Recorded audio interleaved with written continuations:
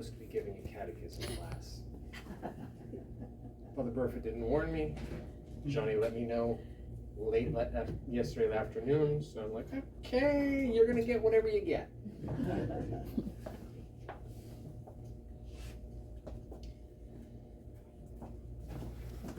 Which is probably not gonna be much.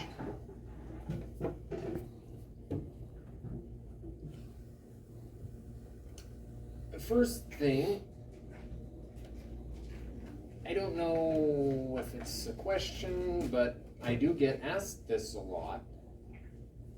So I thought it'd be a good opportunity to bring it up.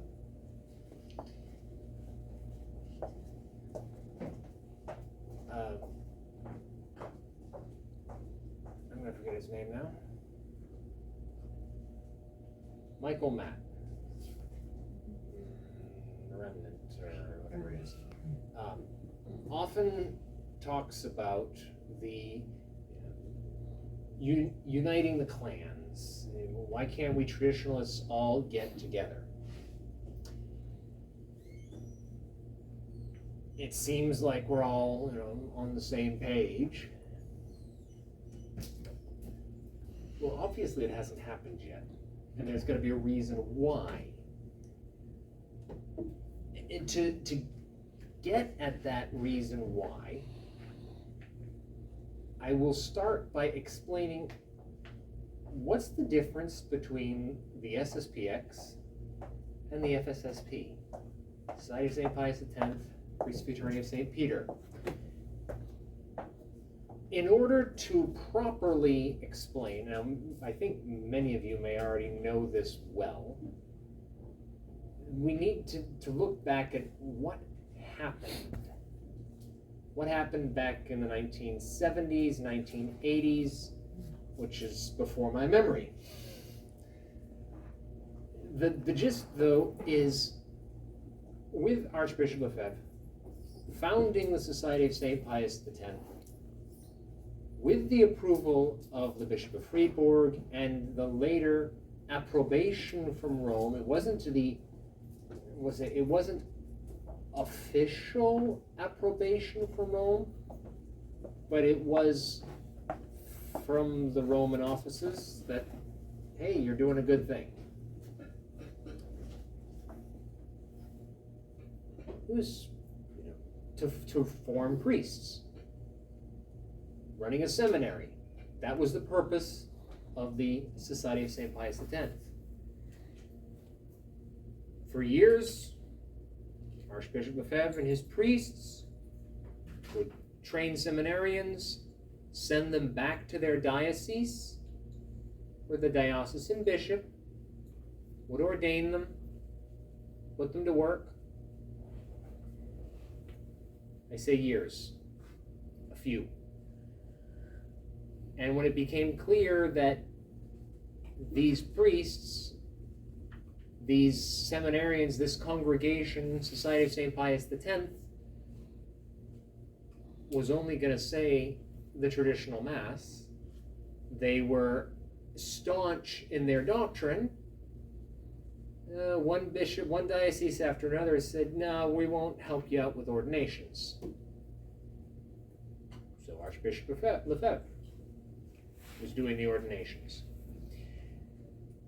Only he was already retired when the seminarians approached him back in the very early 70s to start the society.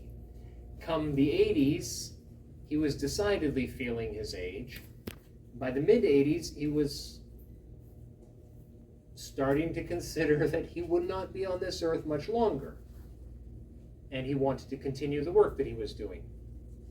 The dioceses were not ordaining his bishop, his priests. If he died, what would happen to his congregation that was started, that was doing such good work? They needed a bishop of their own. Approach Rome, ask, can we have a bishop? Rome says yes. We need to figure out who it's going to be and when we can do it. And Archbishop Lefebvre waited and waited and waited.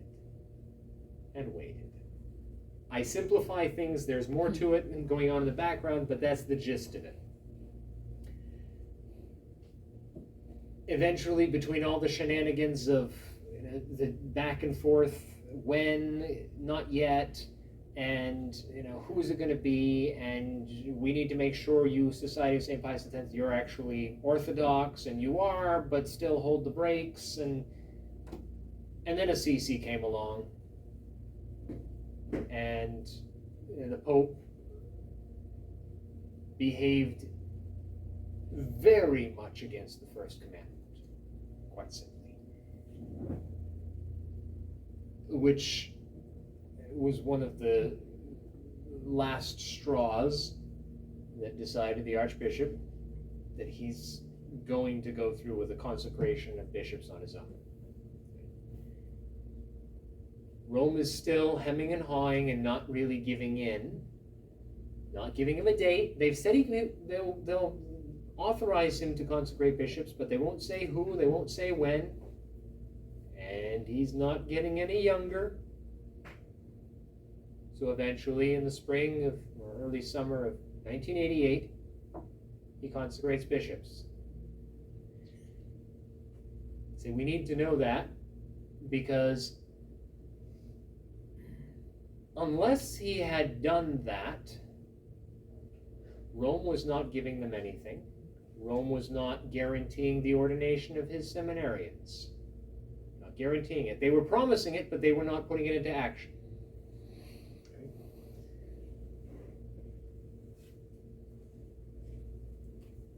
Some of those priests that Archbishop Lefebvre had ordained snuck out the back door and ran away crying to Rome. Take care of us. We don't want to be tied to a disobedience. And that became the Fraternity of St. Peter. Are we bitter? No. In all honesty, to some of those priests, perhaps a little bit. They really did have the friendship and trust of Archbishop Lefebvre, and they turned around and effectively stabbed him in the back by denying him. Like Peter in the court of Caiaphas. I don't know the man. I refuse to be part with what he's doing.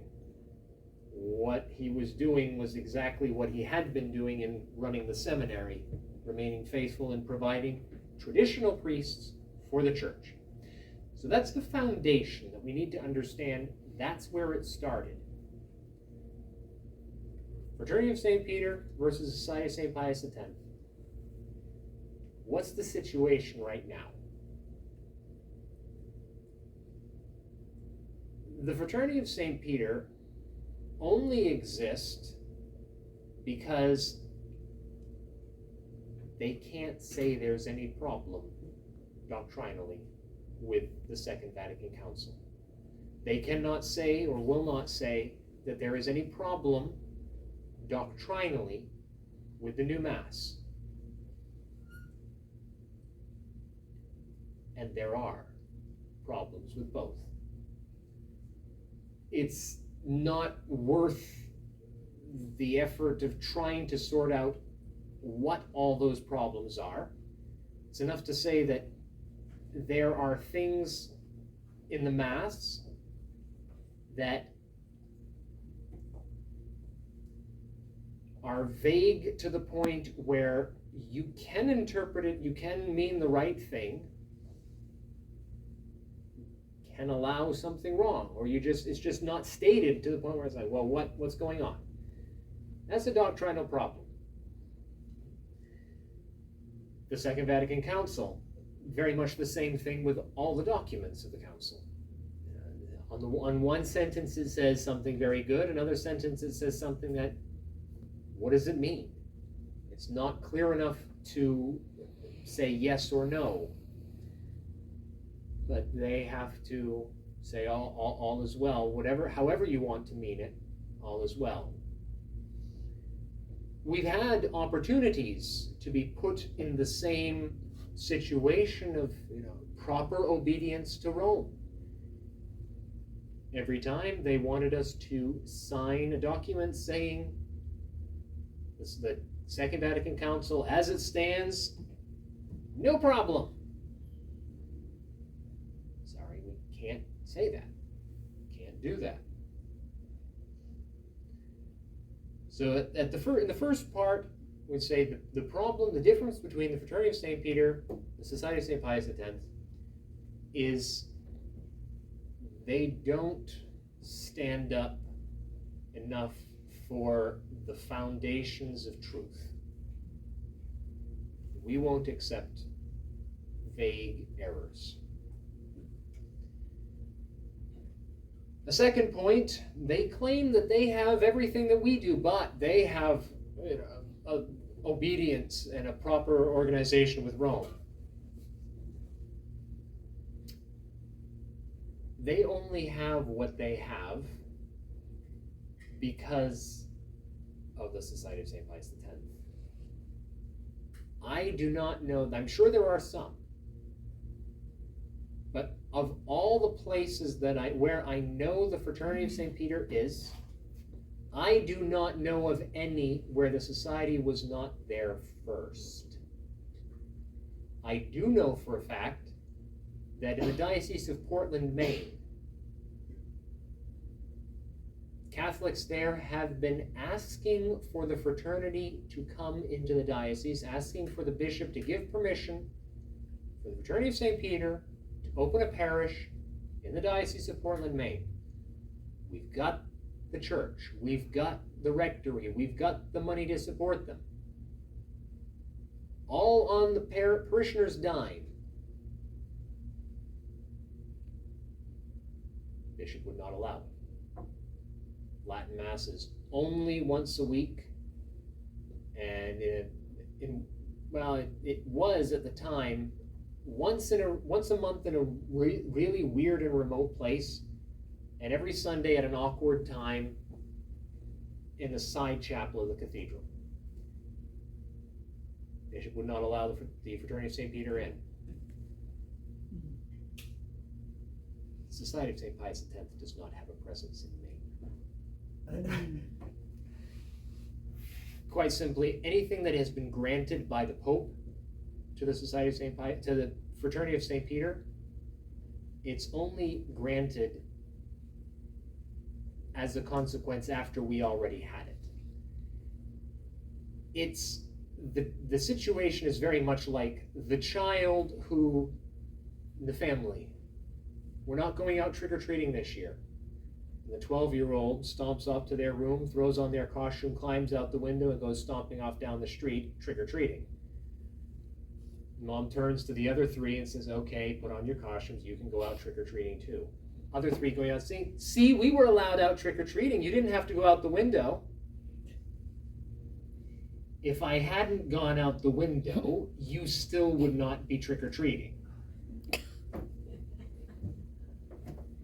If Archbishop Lefebvre hadn't consecrated bishops, there would be no traditional ordinations left in the world. Nobody would be ordaining traditional priests. Archbishop Lefebvre, when he died, would have been the last bishop ordaining traditional priests. The Society of St. Pius X Seminary would have had a bunch of seminarians that had completed their courses, and no one would ordain them in the traditional rite. You can be ordained in the Novus Ordo rite, but you have to say the Novus Ordo Mass. You have to agree to these doctrinal problems.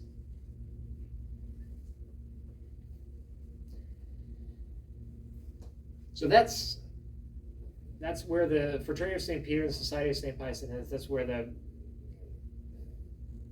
another point of the difference. Our relations with them are as varied as people look different in appearance. With some priests, they're happy to work with us. Fraternity of St. Peter will come to dinner at our place, they'll invite us over, no problem. other places, we're one step worse than the Russian Orthodox. Probably closer to, Calvinism or something. That's where we, Society of St. Pius X, are. We're outside the church. They are very active. Some of them are very active in condemning us and working against us, in denying the validity of our sacraments. So, at the business level, can we unite the clans? No. When some of you are saying that our masses are, some of the fraternity of St. Peter are saying that our masses are, sacrilegious anytime we say mass. Sorry, we're really not on the same page. How about as faithful, though? What's the position for you? They say the mass. If you make that your home parish, yeah, ultimately you're saying that their position on doctrine is right. We can just get along and say that everything's fine with the new mass, everything's fine with the Second Vatican Council. That's if you're making that your parish, you're cooperating with that. Can you attend their mass when you're on vacation? Yeah, absolutely, no problem there. We can attend, we can receive the sacraments there, but we can't be part of them in the same way. I mean, they're Catholic, yes, but their behavior is liberal in practice. Again, maybe not in their immediate actions, but their position. Can we be friends with the people there? Well, yes. I really do not understand this whole, well, they're from the fraternity.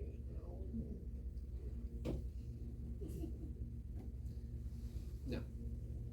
In the day-to-day level, yes, we can unite the clans. We can unite the fact that, hey, there's really no point in having the Fraternity of St. Peter Catholic group praying outside the abortion clinic on Tuesday, and we deliberately coming later so we're not part of them. No,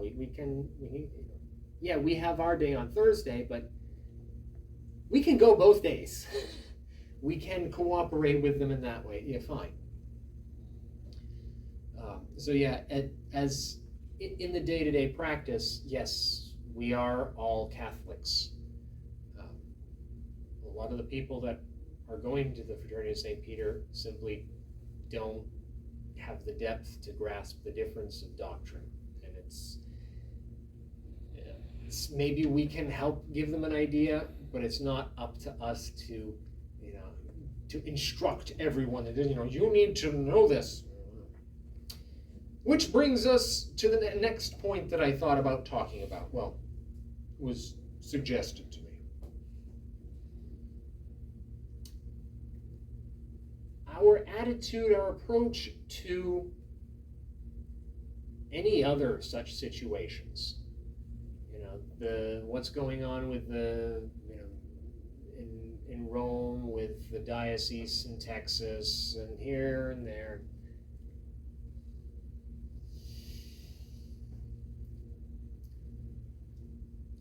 The heading I put was modern situations.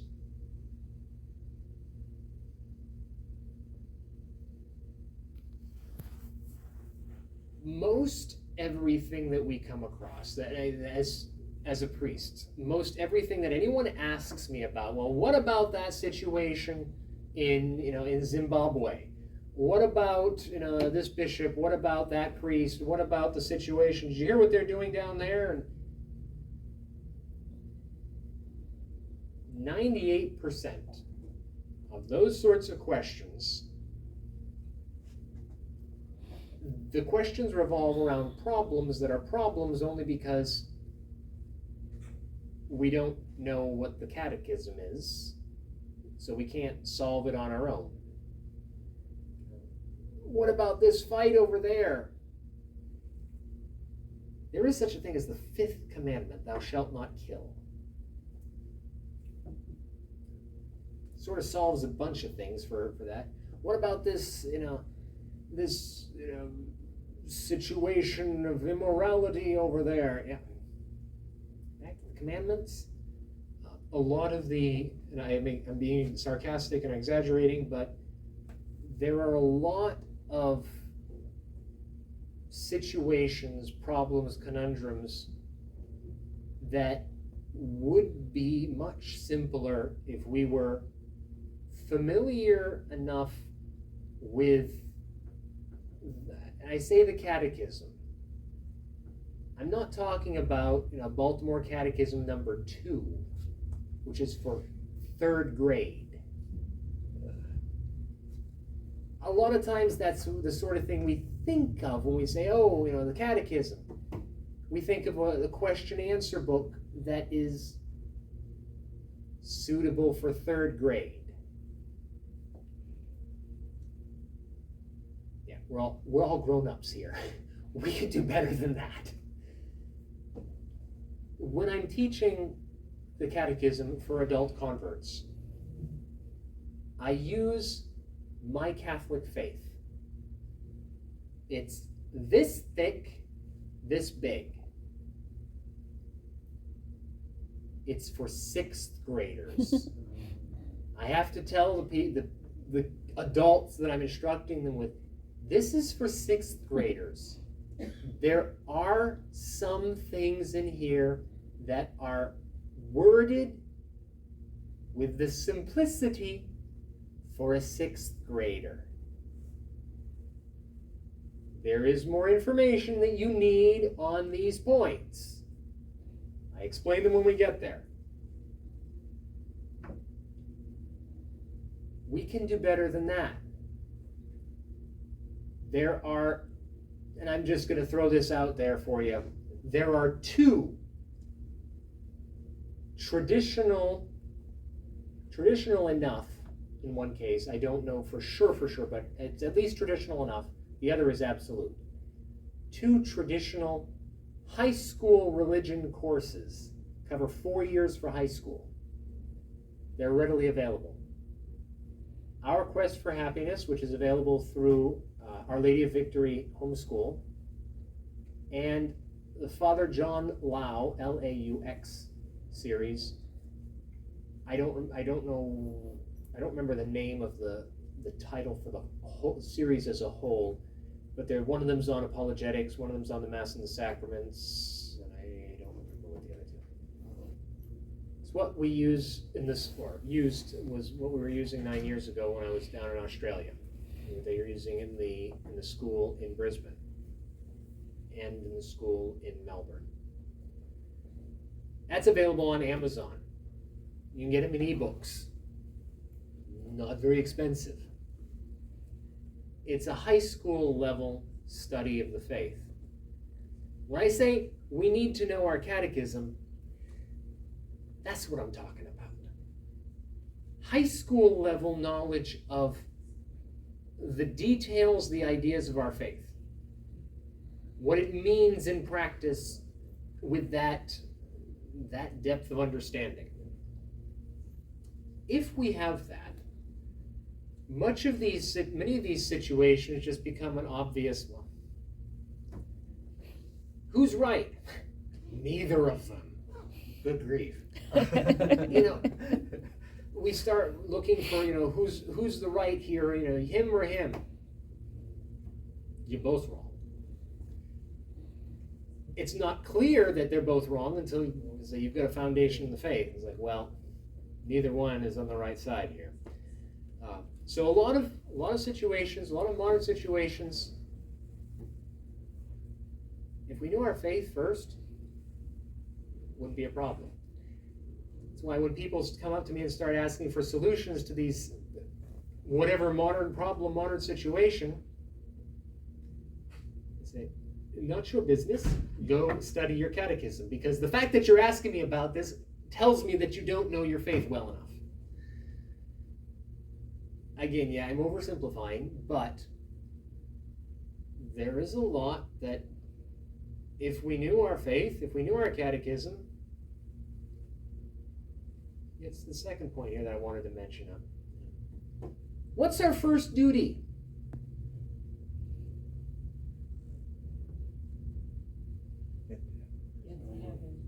Get to heaven. Save our soul. Sanctify ourselves. 99.999 to infinity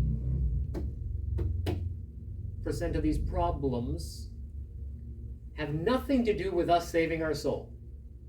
Therefore, not our business. Sometimes, yes, it is our business. It's our duty in saving our soul to attend to the other matters that pertain to our duties. It's not my job, it's not essential that I get the rest of my family to heaven. I have to get myself to heaven. But it is part of getting myself to heaven that I have to work for them to get to heaven as well. But I don't have to succeed. Not that I can deliberately fail, but that my lack of success, despite my best efforts,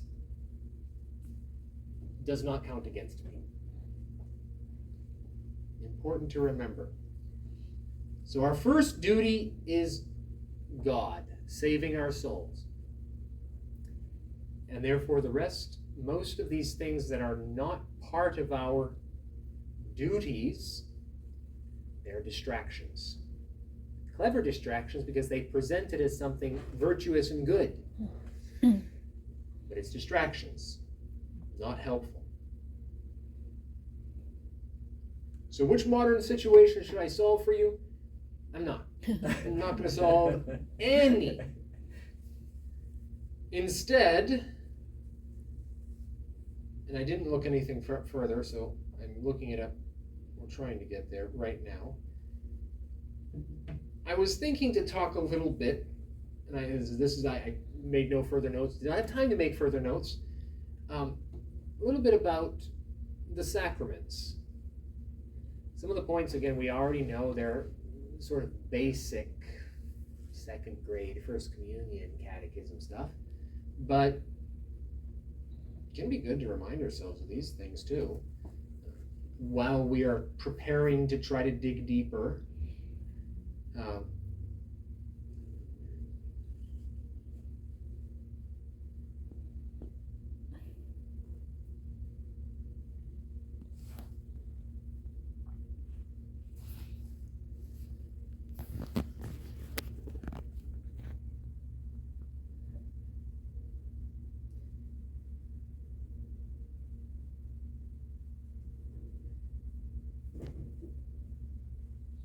The points of the sacraments is, what is it, the sacraments?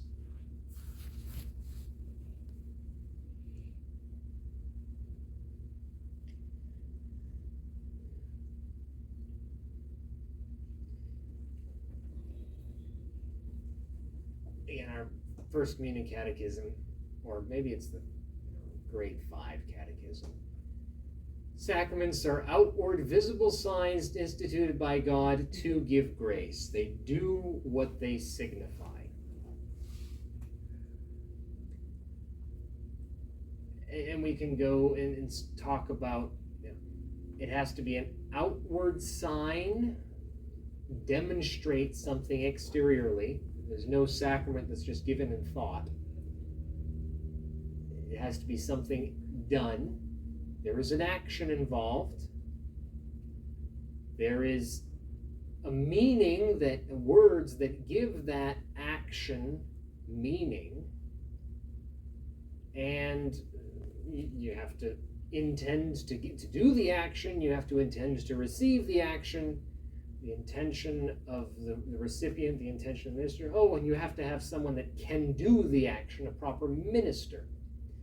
So that, again, these are all the things that fairly basic, fairly, this is a third grade, fourth grade catechism stuff. We can get overly focused sometimes on what are these points of the sacrament. It's important to know what is the sign, the action of baptism. Pouring of water on the person's head. What are the words that give pouring water on somebody's head, give it meaning? Father, Son, Holy Ghost. I could pour water on somebody's head. Pouring water on somebody's head doesn't mean anything. It means that they're wet. I have to use words. I baptize you. I baptize you in the name of the Father and of the Son and of the Holy Ghost. The Church actually has specified, and this is in the Latin. Ego te baptizo, in nomine Patris et Filii et Spiritus Sancti. There is no amen. The Church has specified and said, yes, what does baptizo mean? It's not the exact words of the formula for baptism. The Church has said are not essential for validity. The exact words. That's why I can say it in English. I can't do so lawfully. It's not allowed. I can't change any word lawfully. The Church has said as long as the meaning is there, it's valid. Ego te abluo. I wash you. Valid. That's what baptize means. Wash. We get caught up. What was the word that he said? Was it right? It is important. Yes. But in getting caught up on this point, was the action just so? Was it? Yes. So to me, I always thought form, matter, and intent. So form for me was words. Yep. It's the form is the words that give the matter, the action, its meaning. Okay. So the matter is the either the thing done or the thing done. Remote matter is the stuff. Water, remote matter. Yeah. Proximate matter is the water being poured on somebody's head. Water being poured on somebody's head has no meaning. It's not a sign. Words make it a sign that this is what's happening. Bread is not a sign. Bread and wine are not a sign. The words, this is my body. Well, now it means something. It's a sign. Something's different. Sins. Me announcing sins. So if it means something different, so that one of the things was the consecration, which was for many and for all, because it was for many, but then they changed it in English to for all, but that was changing the meaning, so that's why that was a point. Is that right? Okay. It does change the meaning. It's not, so all is not the meaning that the word in Latin has. So it is a direct change of what the word means. Is it enough to invalidate? Probably not. But it's doubtful. But it's not my call. Right. It puts a doubt. So it puts enough doubt. It's a change. I don't want to play around with a change. I really, the probability, if you want to take it, sacraments are not statistical probabilities. But if you were to try to consider, the probability of that change being enough of a change of meaning to invalidate it, probably not. And enough so that it's like, we really shouldn't be worried about the Mass. but it exists enough so we really should make a stand about not just going along with it. Mhm. It's at that halfway point that doesn't change enough to invalidate it. It still is unlawful. It still is wrong. It's the Mass. Don't touch. But when we get focused on matter, the form, the intention, the big thing is that we have a tendency to forget everything else about a sacrament. What's it do? It gives grace. What graces does it give? How necessary is it? There's a bunch of different things we can consider there. What graces does a sacrament give? All the sacraments give an increase in sanctifying grace and give a particular sacramental grace that is unique to that sacrament, what it's for, and what it does. All the sacraments give actual grace. We do need to pay attention to those sorts of things too. Even though the Novus Ordo may have sometimes the minister's intention is a little bit sus. It's rare. It's possible that you come up with situations where the matter used in the sacrament is dubious. There are tales of priests saying Mass or pretending to say Mass with cookies and Coke. We live in the modern day, after all. Our Lord would have changed things. I've not come across any of those sorts of things. Most of the time when you actually look at what's going on, look at what the priests and bishops are trying to do, they're pretty strict. I'm going to wrap up on this because I know I've been jabbering for a while. But like I say, we get caught up on these extraordinary things, and it's not really a concern. To give an example, just this spring, I did 2 weddings in Nevada, Diocese of Reno. Asked permission from the bishop, could I have delegation? Bishop said, sure, let me see the documents, let me see forward me the files. Actually, I forwarded the files with the request, I think it was. Here, I've got these 2 marriages, can I have delegation to do them? Bishop said, sure, except we've got a problem here. This wedding, it requires a dispensation. I had asked for the dispensation. You want to have a wedding Mass? It needs to be in a Catholic church. We have a very strict rule in this diocese that Mass cannot be said anywhere other than in a Catholic church. Well, this is a Novus Ordo diocese, and they're saying you need to be in a Catholic church. And the bishop goes further and says, hey, you want to use this church? You want to use that church? I'm saying the Latin Mass. Yeah. This church would probably work best for that, actually. Okay, yeah, I'll say Mass in your church. Wow. Absolutely. But the point being was that we're not that strict in the society. We should be. We just don't have the ability to. We don't have many churches. But, when people are complaining and saying, well, but I already rented the hall for the Mass. This is perfectly normal. But they're taking it seriously. They're taking the laws of the church, following up with everything else. After the weddings were done, I got back in touch with the diocese, and they're like, yep, everything looks good.